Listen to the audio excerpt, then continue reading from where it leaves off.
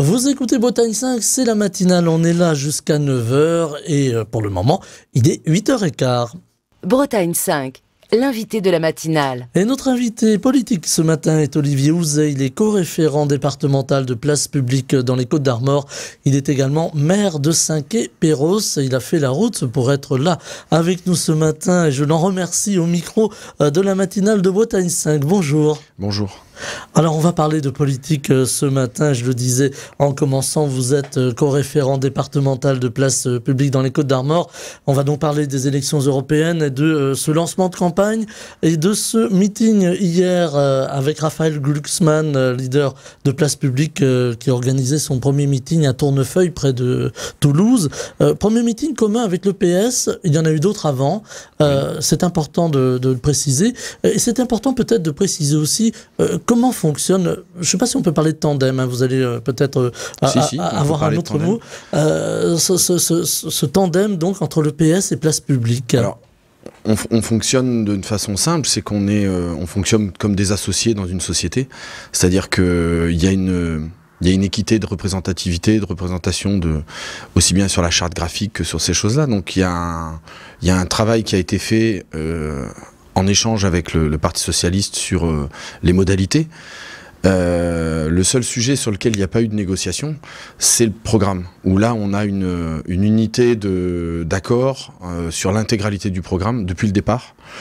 Et ce qui fait qu'on peut travailler ensemble sans avoir d'esprit de compétition ou ce genre de choses.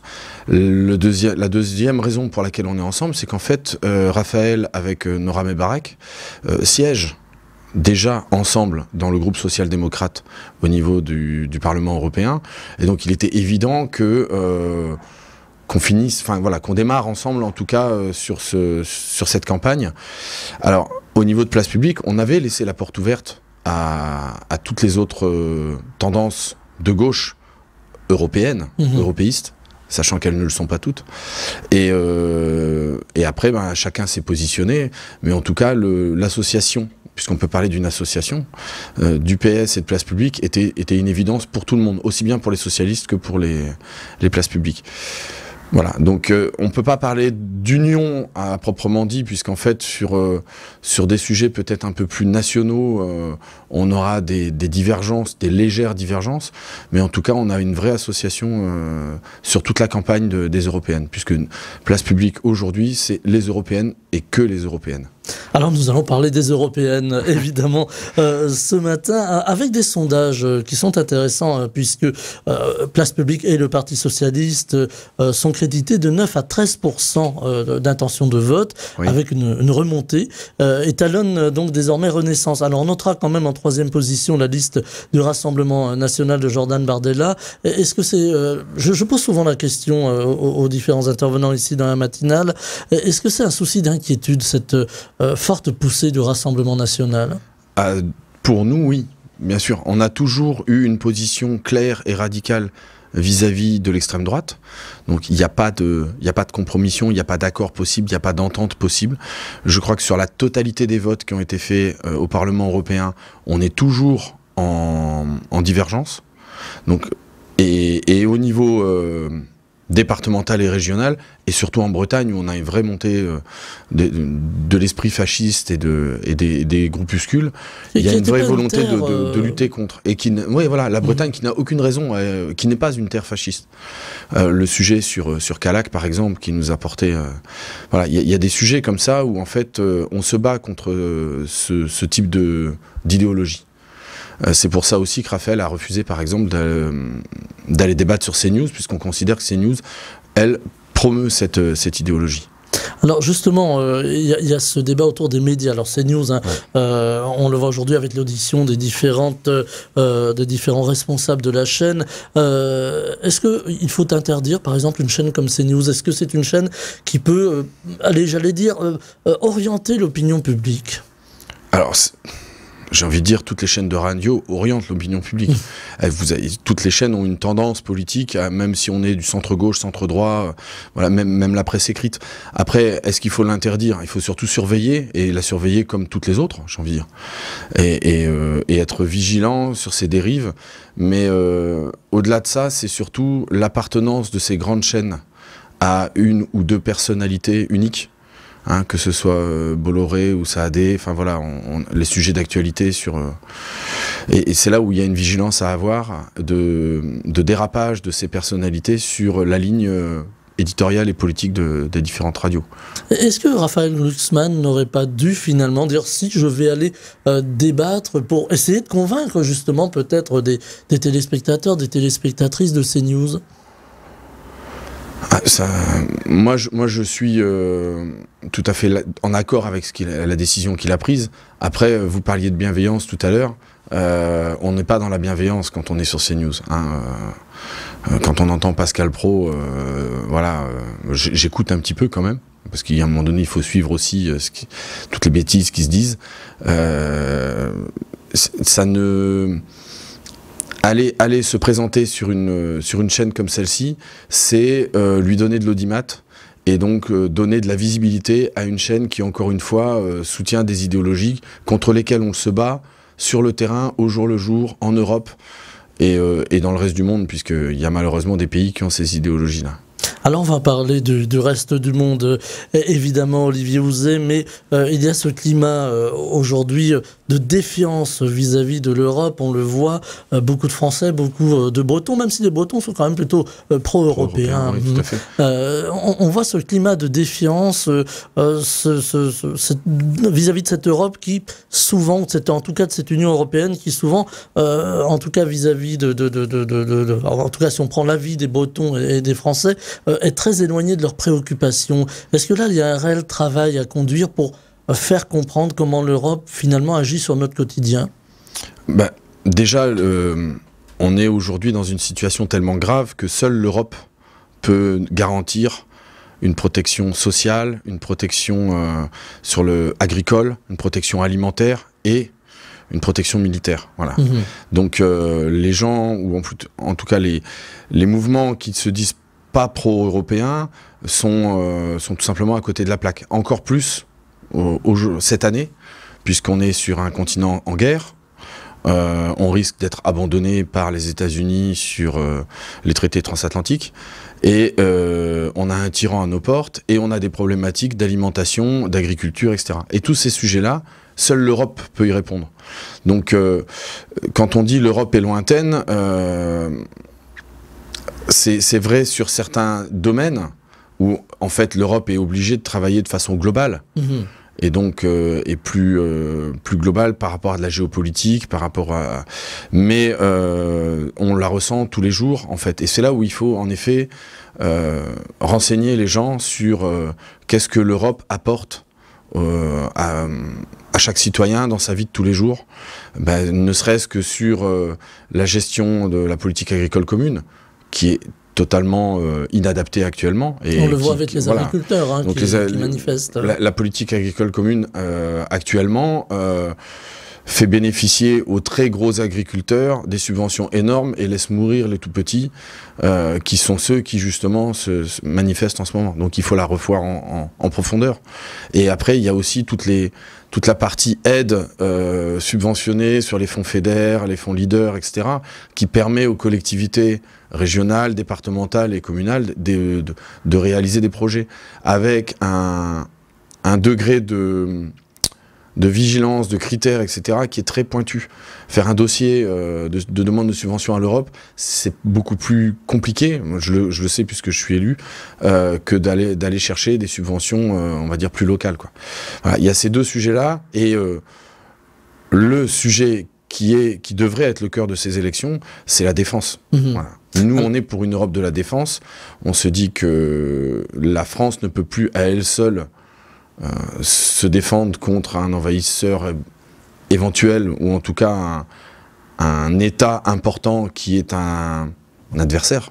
Voilà. Alors justement, on va en parler, vous m'avez un peu devancé, mais c'est très bien finalement, de cette Europe de la défense. Évidemment, on a cette guerre aux portes de l'Europe, cette guerre en Ukraine, avec des événements qui sont survenus, on l'a vu avec l'attentat commis à Moscou et revendiqué par Daesh, alors que Vladimir Poutine, lui, sous-entend une responsabilité de l'Ukraine. Est-ce que là aussi, il y a une forme de distorsion que l'on observe et qui devient très inquiétante finalement ? C'est encore une fois la preuve qu'on ne peut pas discuter avec ce genre de personnage, puisqu'en fait il est dans la manipulation de A à Z. Il a été depuis le départ quelqu'un de tout sauf fiable, voilà. Et ça, Raphaël Glucksmann le dit depuis de nombreuses années, hein, depuis 2014, même avant, lorsqu'il avait attaqué la Géorgie, etc. Donc là-dessus, on n'a pas changé de ligne. La paix, bien sûr, mais à quel prix? C'est-à-dire la paix en négociant, en allant négocier avec un envahisseur qui est tout sauf fiable, ça me paraît complètement aberrant. Donc, pour obtenir une paix en Europe, il faut de la fermeté et donc se défendre. Et se défendre, ça veut dire aider les Ukrainiens à maintenir la première digue. Voilà. Donc aider les Ukrainiens, bien que ça fasse pas forcément l'unanimité. On parle beaucoup d'argent, évidemment. Il y a cette crise qui est là. Et là aussi, les gens disent souvent, on entend ce discours assez simpliste qui dit, ben voilà, on aide l'Ukraine et nous, on a du mal. Et puis, il y a la parole présidentielle également. Le président de la République qui s'est exprimé, qui a dit, voilà, on n'estime pas d'envoyer des troupes au sol. Alors, aider les Ukrainiens dans les actes, pas dans les paroles, déjà. Donc, il faudrait déjà que la France et l'Europe tiennent leurs engagements avant d'annoncer des choses complètement ubuesques, comme le fait d'envoyer des troupes. Je pense que le débat qu'a ouvert Emmanuel Macron sur cette histoire de troupes françaises en Ukraine est un faux débat, c'est pas l'actualité. Peut-être qu'un jour ça arrivera, mais en tout cas l'idée aujourd'hui c'est de faire tout pour que ça n'arrive pas. Et là-dessus on est clair. Et donc faire tout pour que ça n'arrive pas, ça veut dire permettre aux Ukrainiens déjà de se défendre par eux-mêmes et donc leur fournir les moyens matériels, logistiques et financiers pour pouvoir se défendre. Et ça, aujourd'hui, on n'y est pas. Voilà. Aujourd'hui, c'est des promesses et il n'y a rien qui vient... Enfin, ça n'arrive pas au bout. Quand on fournit 3000 obus à l'Ukraine par mois et qu'on s'enorgueillit de ça et que les Russes, eux, en tirent 20 000 par jour, il y a un écart qui est phénoménal. Donc, il faut, pour obtenir la paix, permettre aux Ukrainiens de se défendre. Alors, l'Europe de la défense, hein, vous en avez dit un petit mot à l'instant. On l'entend depuis longtemps, cette idée d'Europe de la défense, mais quand on est en période de paix, évidemment, ça reste une idée, une vision un peu lointaine, une idée pieuse, je serais tenté de dire.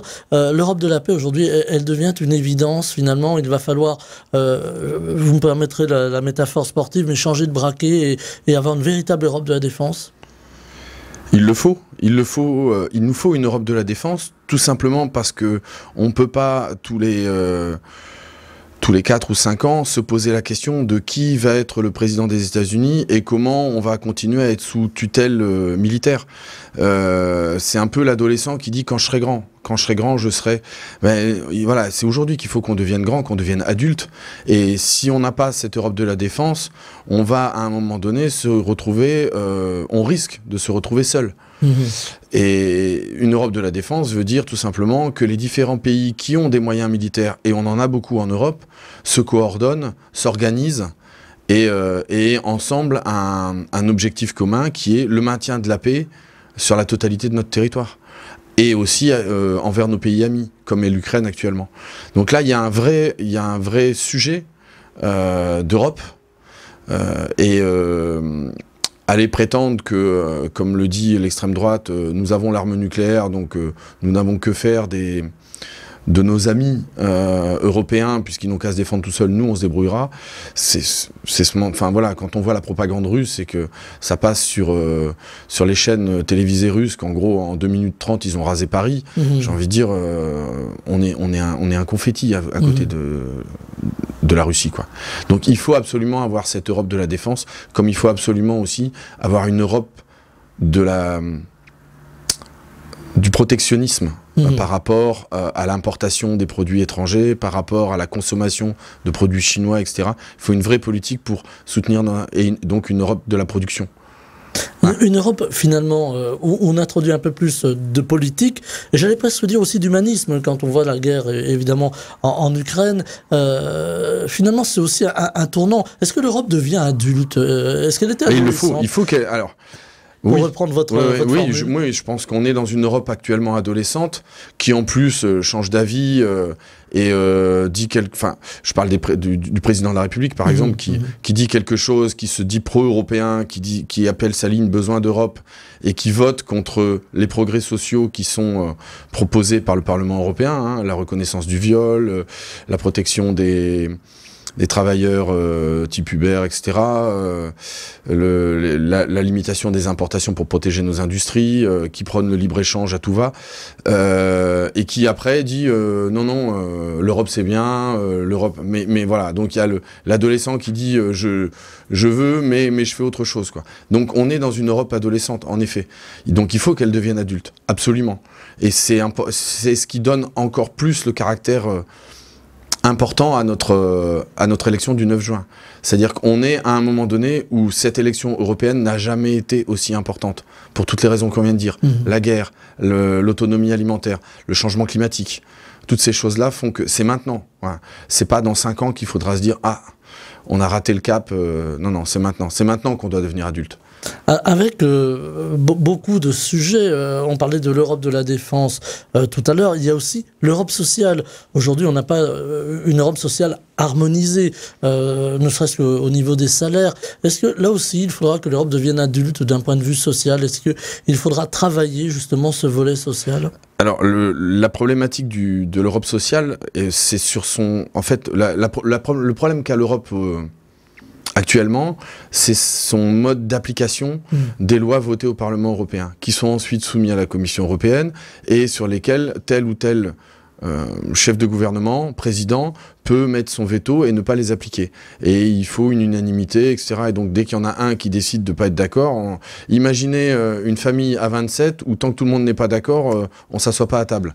Ça marche jamais. Donc ce modèle-là, il faut changer profondément le mode de fonctionnement, ou en tout cas le mode d'application des lois, pour le rendre plus parlementaire, voilà, et avoir une vraie politique qui soit une politique qui est votée au Parlement.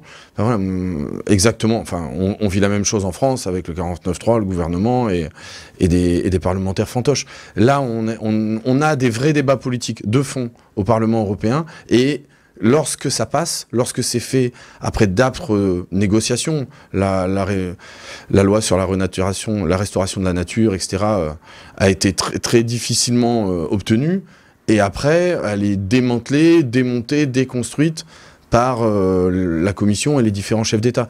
Donc il y a un vrai problème d'organisation. Et ça, je pense que c'est important que les citoyens lambda le comprennent, parce quand on dit l'Europe, c'est comme si on parlait d'une vieille dame qui est un peu loin, alors qu'en fait, c'est toute une organisation qui est complexe, avec le Parlement européen, la Commission européenne, l'accord des 27, etc. etc. Donc, ça mérite d'être expliqué. Et je pense que en plus du programme, en plus de ce que nous, on en veut, il faut qu'on explique aux gens quel est son pouvoir et quelle est sa puissance. Et on est, nous, pour une vraie Europe politique, avec une puissance politique et non pas une puissance de lobby, d'accords, d'arrangements. Et on sait très bien que les lobbyistes à la Commission européenne sont très forts, mais même au Parlement. Enfin, il y a un vrai poids. Et l'expérience de Raphaël Glucksmann, Aurore Lalux sur notre liste Place Publique, et de tous ceux qui sont dans la liste PS Place Publique, connaissent cette puissance-là. Alors la loi sur la renaturation était un exemple flagrant. Alors on a aussi une Europe qui s'inquiète face à différents sujets qui sont parfois, on pourrait le dire, un petit peu durs à traiter. Alors je vais parler de la gauche. En règle générale, quand on prononce le mot immigration ou insécurité, il y a un petit... voilà. Là encore, c'est une vraie politique européenne qui peut permettre aux pays de gérer les flux migratoires, d'aider tous ces gens qui meurent dans la mer Méditerranée ou qui sont entassés aux frontières, comme ça s'est passé en Biélorussie il y a quelque temps, etc. Donc il faut qu'il y ait une vraie politique migratoire européenne, avec une vraie répartition de ces flux migratoires sur la totalité du continent européen. Et ça n'est pas des arrangements de bureaux obscurs entre tel ou tel pays, etc., avec des politiques quelquefois d'extrême droite, quelquefois plus sociales. Il faut qu'il y ait une vraie politique... alors, pas uniforme, mais en tout cas raisonné et harmonisé. Voilà. Justement, aujourd'hui, il y a aussi l'anticipation. On sait que dans les années à venir, les flux migratoires vont être plus importants. Tout à fait. On parlait du dérèglement climatique, il est là aujourd'hui, on le constate. Le dérèglement climatique qui va en plus engendrer un dérèglement politique. Donc qui va s'accentuer par des problèmes politiques liés à des décisions de protectionnisme, etc. qui tout va s'emballer. Il y a un moment donné, il ne faut pas se cacher derrière son petit doigt en disant jusque-là tout va bien et demain sera meilleur. On sait on vit des crises aujourd'hui et on va au-devant de crises majeures. Il faut les anticiper. Donc il faut les anticiper. Avec justement des flux migratoires plus importants, des pays ne seront plus habitables, ou des territoires en l'occurrence ne seront plus habitables. Comment on va accueillir ces réfugiés climatiques? Parce qu'on parle de réfugiés climatiques. Eh ben, les accueillir déjà dignement. Ça, on est sur notre liste tous humanistes et universalistes, donc accueillir dignement, c'est la moindre des choses. Enfin, je suis breton, donc je sais ce que ça veut dire qu'accueillir dignement. D'ailleurs, moi, je suis pas breton de souche, donc j'ai été accueilli dignement par la Bretagne. Mais voilà, l'accueil est quelque chose, terre d'accueil. La France est une terre d'accueil. C'est la France des droits de l'homme. Et donc déjà, partir du principe qu'un homme, une femme, quel qu'il soit, d'où qu'il vienne, a les mêmes droits, les mêmes valeurs et doit être accueilli de la même façon. Ça, c'est quelque chose de fondamental dans notre ADN. Et donc d'y mettre les moyens. Et on sait aussi, et là, ceux qui sont contre ou qui sont pour un blocage des frontières, une fermeture, etc., on sait que de toute façon, l'Europe a une problématique démographique, de vieillissement de la population, et qu'à un moment donné, pour faire tourner notre économie, pour faire tourner nos usines, pour avoir je travaille sur le sujet de la santé sur le département des Côtes-d'Armor. On sait très bien qu'on a besoin de main-d'œuvre étrangère. Donc, à un moment donné, il suffit juste de leur donner les mêmes droits que nous, leur permettre d'avoir les mêmes conditions de travail. Et ça fait partie, voilà. Donc, l'idée, c'est pas de dire accueillons le monde entier, on a la place pour tout le monde, mais en tout cas de le faire dignement, correctement, et de tout simplement être humaniste. Voilà. Ouais. Liberté, égalité, fraternité. Hein. On revient aux fondamentaux. Ce serait bien que tout le monde y soit, en tout cas. Il y a aussi le sujet de l'insécurité, avec une gangrène, c'est le trafic de drogue aujourd'hui en France, y compris ici en Bretagne, on voit beaucoup de trafics qui se mettent en place. Est-ce qu'il faudra avoir à ce niveau-là aussi une politique, alors française sans doute, européenne certainement, plus coercitive, avec peut-être un travail de fond qui n'a pas été fait jusqu'à présent? Alors, c'est un sujet que je ne maîtrise pas, moi, personnellement, donc je vais avoir du mal à répondre, sachant que j'ai pas envie de dire de bêtises, hein, mais je sais que sur tout ce qui est trafic de drogue, trafic d'êtres humains, etc., il y a déjà une coordination européenne. Donc là, c'est un accord entre les différents pays, et là-dessus, je pense pas qu'il y ait un vrai... Je pense pas que ce soit le sujet du 9 juin, on est sur Là, on est plus sur du fonctionnement, sur les méthodes de fonctionnement entre les pays. Et là, tous les pays ont intérêt à fonctionner ensemble et c'est pour ça qu'ils le font déjà.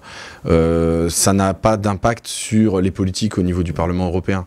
Ça a des impacts sur les populations qui ont peur hein, quand on voit du trafic de drogue dans son quartier. Bon. Oui, mais là, on parle de comment les pays européens coordonnent leurs actions et travaillent ensemble. Et c'est pas parce que l'Angleterre, enfin le Royaume-Uni a quitté l'Union européenne qu'on arrête de travailler avec eux sur ces problèmes de trafic. Donc il y a une vraie coordination entre pays, quoi. Autre chose, c'est l'abstention. Ce mot abstention qui fait un peu peur quand même, il faut bien le dire, elle reste importante, elle le sera peut-être d'ailleurs, nous dit-on, plus marquée pour ce scrutin. Moi je le crois pas, je pense que franchement, je pense franchement qu'on est sur, on a atteint des seuils, des niveaux d'abstention sur les élections européennes précédentes, en 2019. Là les gens sont bien conscients qu'on a un problème de... La guerre est à nos portes. Voilà. Il y a des sujets qui sont européens, qu'on soit européiste ou non. Voilà. Donc je pense qu'il y a un vrai souci de la population par rapport à cette élection. Mais il faut continuer à aller convaincre les gens.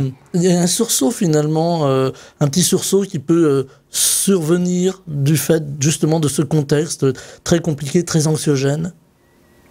Oui, Oui, comme je le disais au début, on n'a jamais eu autant besoin de l'Europe que maintenant. Donc, si les gens n'ont pas compris ça, je ne sais pas quand est-ce qu'ils comprendront.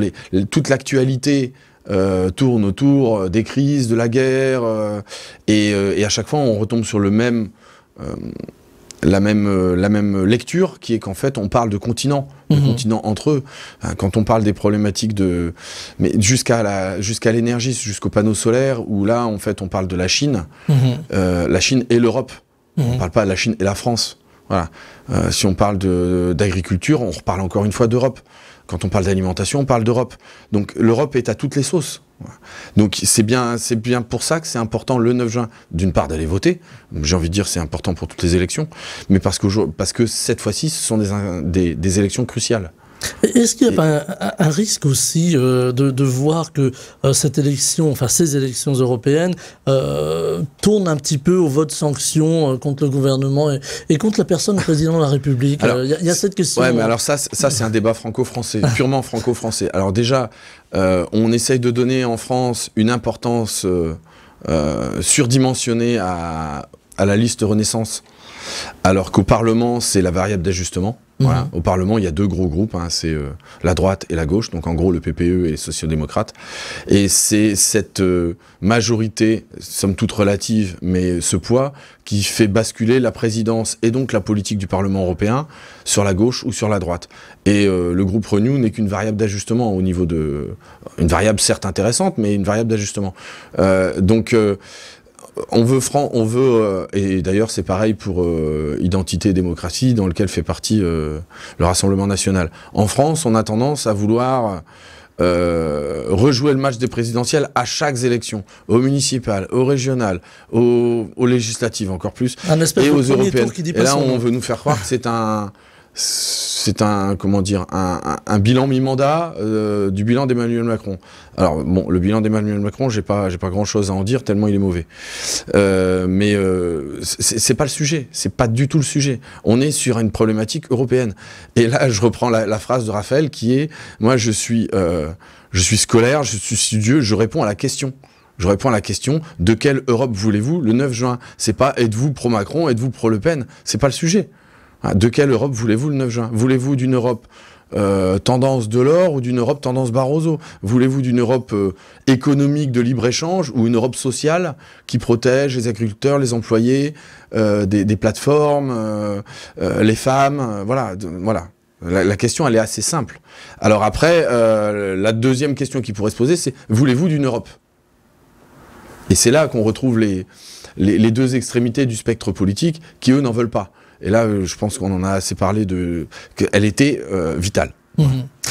Un dernier mot, l'Europe fédérale. Alors, en une petite minute, mon réalisateur me fait signe qu'il reste une petite minute, ça va aller très vite. Mais l'Europe fédérale, aujourd'hui, on parle beaucoup avec la Corse d'une forme de décentralisation. Là, ça se passe évidemment à l'échelle française. La Bretagne voudrait y prendre part à cette décentralisation et cette autonomie. Le mot a été lancé. Est-ce qu'on va vers une Europe des régions, finalement ? Ce serait la meilleure des solutions, une Europe des régions. On subit au niveau régional le dictat national sur un certain nombre de points, que ce soit la RS, que ce soit les décisions préfectorales, etc.